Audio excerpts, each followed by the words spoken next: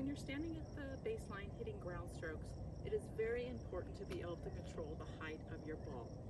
And the reason we want to do this is, for one, if we hit the ball too high, we risk hitting it out of bounds.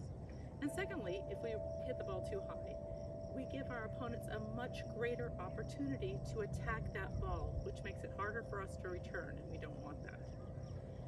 So there's two things that you need to keep in mind when you're trying to control the height of your ball. The first is the angle of your paddle when you make contact with the ball. If your paddle is open like this and you make contact with the ball is going to tend to go up.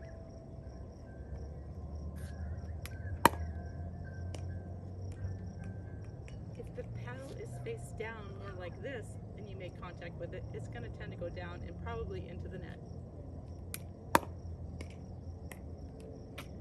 So what we want when we are trying to control the height of our ball is a nice perpendicular flat paddle, so that when we make contact with the ball, it stays low and goes over the net and makes it harder for our opponents to attack.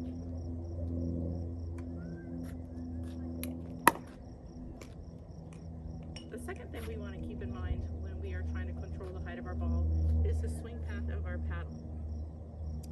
So if the swing path of our paddle is low to high, the ball's going to have an upward trajectory. And if we go high to low, the ball's going to have a downward trajectory.